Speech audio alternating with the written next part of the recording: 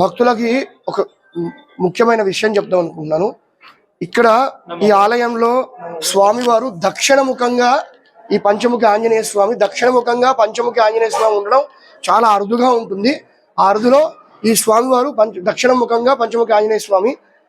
ఇక్కడ విశేషం ఏంటంటే, ఈ క్షేత్రం యొక్క విశేషం ఏంటంటే,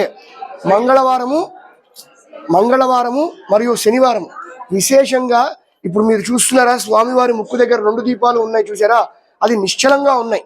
అదే మీరు మంగళవారం శనివారం వస్తే ఒక మనిషి శ్వాస తీసుకొని వదిలితే ఏ విధంగా అయితే దీపాలు కదలాడతాయో, అదే విధంగా స్వామివారి యొక్క 2 వైపులా ముక్కు దగ్గర ఉన్న 2 వైపులా దీపాలు అటు ఇటు కదలాడుతూ ఉంటాయి అన్నమాట. అది ఉదయం 7:30-8 నుంచి ఆయనకు అలంకరణ చేసిన దగ్గర నుంచి సాయంత్రం స్వామివారికి ఏకాంత సేవ చేస్తాం. ఏకాంత సేవ చేసేంతసేపు స్వామివారి యొక్క దగ్గర ఉన్న ముక్కు దగ్గర ఉన్న 2 దీపాలు మాత్రం కదలాడుతూ ఉంటాయి.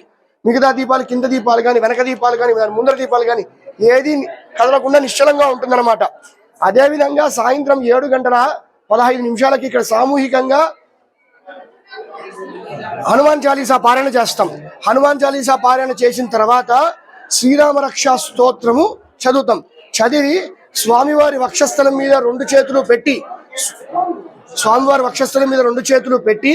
స్వామివారికి ఏకాంత సేవ చేసి ఆఖరి హారతి ఇచ్చి, ఈ అడుగు నేను ఎవరైతే అర్చక స్వామి ఆ రోజు ఉన్నారో డ్యూటీలో, ఆ స్వామి అడుగు తీసి బయట పెట్టంగానే కదిలే దీపాలు నిశ్చలం అయిపోతాయి. అంటే స్వామివారు మళ్ళీ తన యోగ నిద్రలోకి వెళ్ళారని మనకు అర్థం చేసుకోవాలన్నమాట. ఇది మంగళవారము శనివారం మాత్రమే జరుగుతుంది. విశేషంగా ఆ రోజైతే ఎవరైతే భక్తులు న్యాయబద్ధమైన కోరికలు ఎవరైతే కోరుకుంటారో వారి ఈత బాధలు ఖచ్చితంగా స్వామివారు తీరుస్తున్నారు. అదేవిధంగా గత సంవత్సరం రోజుల నుంచి ఒక విధంగా ఉంది. ఈ దీపాలు ఏదైతే ఎప్పుడైతే మొదలైందో అప్పటి నుంచి భక్తులు కూడా విశేషంగా పెరగడము, వాళ్ళ అనుకున్న కోరికలు కూడా తీరడం జరుగుతుంది. కావున ఎవరన్నా భక్తులు వాళ్ళ ఈత బాధలు ఎవరన్నా ఉన్నవాళ్ళు వచ్చి ఆలయంలో స్వామివారి యొక్క పూజ చేసుకుని వెళ్ళొచ్చు.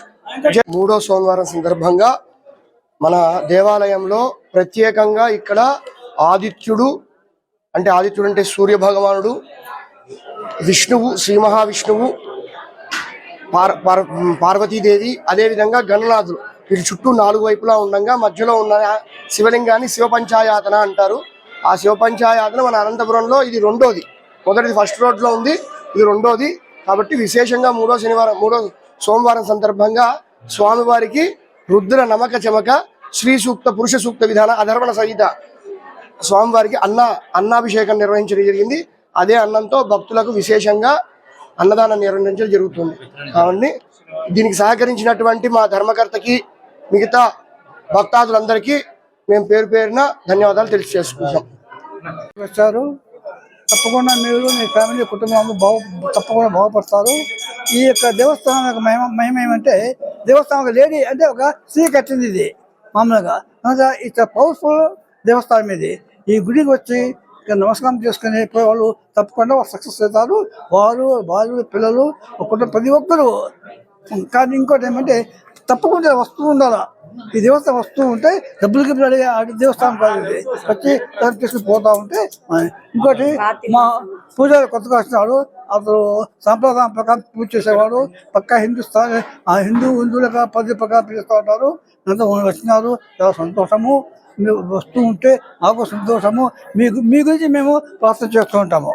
Okay, thank you very much.